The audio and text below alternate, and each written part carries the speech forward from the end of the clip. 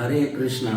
ఈరోజు ఒక మంచి కథతో మీ ముందుకు వస్తూ ఉన్నాను. ముఖ్యంగా చాలామంది సందేహపడుతూ ఉంటారు, ఈ యొక్క చైతన్యం అన్నటువంటిది ఎట్లా అభివృద్ధి చెందుతుంది.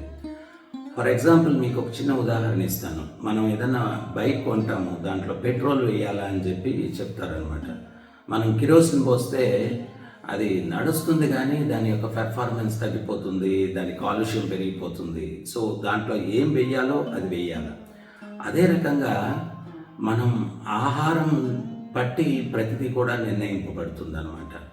సో అందుకని భీష్మ పితామహుడు కూడా మహాభారతంలో ఆయన ఏం చెప్తాడు అంటే, అహింస అన్నటువంటిది ధర్మానికి మొట్టమొదటి పాదం అని చెప్తారనమాట.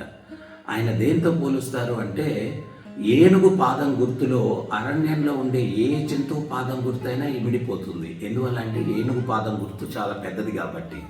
అదే రకంగా అహింస అన్నటువంటి ధర్మ నియమంలో అన్నీ కూడా ఇమిడి ఉంటాయి, అక్కడి నుంచే ప్రారంభమవుతుంది అని చెప్పి భీష్మ పితామహుడు చెప్పడం జరుగుతుంది అనమాట. అందుకనే ప్రతి దాన్ని కూడా 3 రకాలుగా విభజించారు. సత్వగుణంలో ఆహారము, రజోగుణంలో ఆహారము, తమో గుణంలో ఆహారం. సత్వగుణంలో ఆహారం తీసుకున్నప్పుడు మనలో సాత్విక భావనలు ఉంటాయి. రజోగుణంలో ఆహారం తీసుకున్నప్పుడు మనలో రాజసిక భావనలు ఉంటాయి.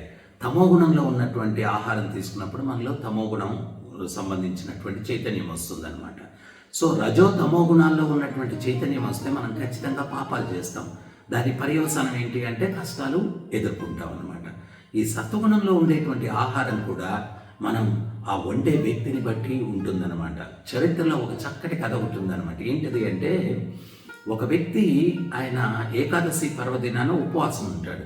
ద్వాదశి రోజు ఎవరికైనా సాధువుకి ఆయన ఏమనుకుంటాడు అంటే, సాధువుకి భోజనం పెట్టాలని చెప్పి అనుకొని ఒక సాధువుని ఆయన ఇంటికి భోజనానికి పిలుస్తాడనమాట. ఆ సాధువు ఒప్పుకుంటాడు.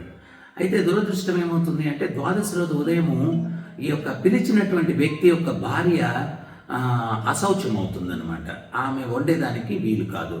అప్పుడు ఇంతకు ముందు రోజులు, ఇప్పుడంటే మనకు సెల్ ఫోన్లు ఉన్నాయి, ఫోన్లు ఉన్నాయి, గురుగారు మీరు రావద్దు అని చెప్పి చెప్పచ్చు.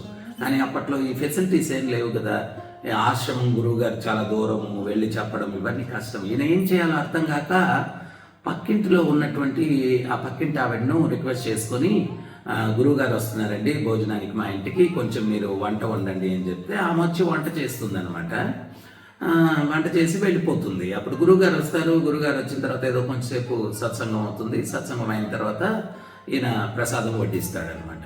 గురువుగారు ఆ ప్రసాదం తినే కొద్దీ ఆయన నెయ్యి ఒక వెండి గిన్నెలో తీసుకొని వచ్చి ఆయన వడ్డిస్తూ ఉంటాడు. ఆ గురువుగారికి ఏంటి అంటే, ఆ ప్రసాదం తినే కొద్దీ ఆ నెయ్యి వెండి గిన్నె దొంగతనం చేయాలన్నటువంటి ఆలోచన కలుగుతూ ఉంటుందన్నమాట. చివరికి ఏంటి అంటే, ఆలోచన ఎంత తీవ్రమైపోతుంది అంటే, ఆ గురువుగారు ఆ వెండి గిన్నెని దొంగతనం చేసేసి తీసుకొని వెళ్ళిపోతారనమాట.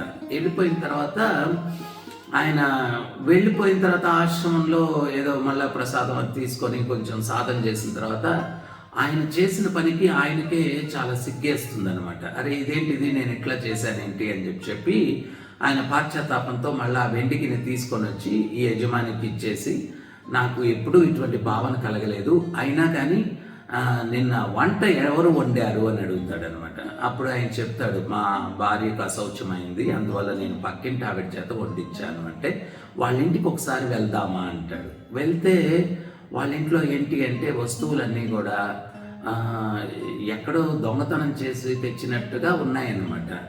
అప్పుడు ఆయన అడుగుతాడనమాట ఆమెని, ఏంటి అని ఎంక్వైరీ చేస్తే అప్పుడు తెలిసేది ఏంటి అంటే, ఆమె అమావాస్య రోజు పుట్టిందంట. ఏ ఫంక్షన్కి వెళ్ళినా కానీ ఏదో ఒక వస్తువు దొంగతనం చేసుకొని తెచ్చేస్తుందంట.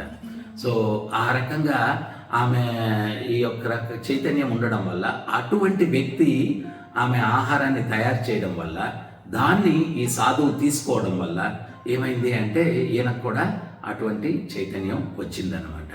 సో అందుకని ఈ కథ నుంచి మనం అర్థం చేసుకునేది ఏంటి అంటే, ఈ రోజుల్లో మనం చాలామంది ఇళ్లలో వంటలు చేసుకోవట్లేదు అనమాట. చాలా వరకు బయటే తినడానికి మనం ప్రయత్నం చేస్తూ ఉన్నాం.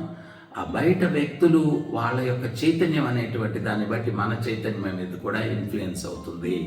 సో అందుకని ప్రభుపాదుల వారిని ఒకసారి అమెరికాలో వచ్చి అడుగుతారనమాట, గురూజీ మీరు వెజిటేరియన్సా అంటే కాదు అంటారు. మరి నాన్ వెజిటేరియన్సా అంటే కాదు అంటారు. మరి మీరు అసలు భోజనమే చేయరా అంటారు. అప్పుడు ప్రభుపాదులు వారు నవ్వుతూ చెప్తారు, మేము కృష్ణటేరియన్స్ అంటారు. అంటే ప్రతిదీ కృష్ణునికి అర్పించి పూజిస్తాము అని చెప్పి ఇంతకు ముందు రోజుల్లో సమాజంలో వ్యక్తుల్లో చైతన్యం చాలా సాత్వికంగా ఉండింది అంటే దానికి కారణం ఏంటి అంటే వ్యక్తులు చాలా వరకు అప్పట్లో ఏంటి అంటే ఈ యొక్క సాత్విక ఆహారం తీసుకునేవారు, గృహంలోనే తయారు చేసేసుకునేటువంటి వారు, తర్వాత భగవంతునికి అర్పించేటువంటి వారు. ఇవన్నీ పాటించడం వల్ల చైతన్యం వాళ్ళకి చాలా పవిత్రంగా ఉంది. ఆ తినే ఆహారం చేసే వ్యక్తుల యొక్క చైతన్యాన్ని బట్టి కూడా ప్రభావం చూపుతుంది. సో అందువల్ల మనం సాత్విక ఆహారం తీసుకుంటే సాత్విక భావంలో ఉంటాయి, ప్రసాదం తీసుకుంటే భక్తి భావంలో ఉంటాయి. దాన్ని బట్టి మనం పాపం చేస్తామా పుణ్యం చేస్తామా అనే దాన్ని ఆధారపడి ఉంటుందన్నమాట.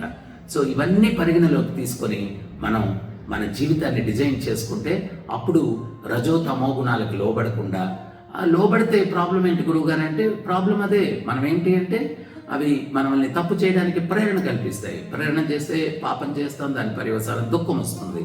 సో మనం దుఃఖాలు రాకుండా సాఫీగా జీవితం జరగాల అంటే మనం పాపాలు చేయకుండా ఉండాలి. పాపాలు చేయకుండా ఉండాలంటే మన చైతన్యం దానికి సహకరించాలి. చైతన్యం సహకరించాలంటే దానికి తగ్గ జాగ్రత్తలు మనం తీసుకోవాలి. సో అందువల్ల ఎప్పటికప్పుడు మన మనసుని పవిత్రం చేసుకునేదానికి కలియుగంలో చాలా సరళమైనటువంటి మార్గాన్ని శాస్త్రాలు ఘోషిస్తూ ఉన్నాయి. అదేంటి అంటే నామ సంకీర్తన. హరే కృష్ణ కృష్ణ కృష్ణ హరే హరే, హరే రామ రామ రామ హరే హరే. ప్రతినిత్యం జపించండి, ఆనందించండి, ధరించండి. హరే కృష్ణ.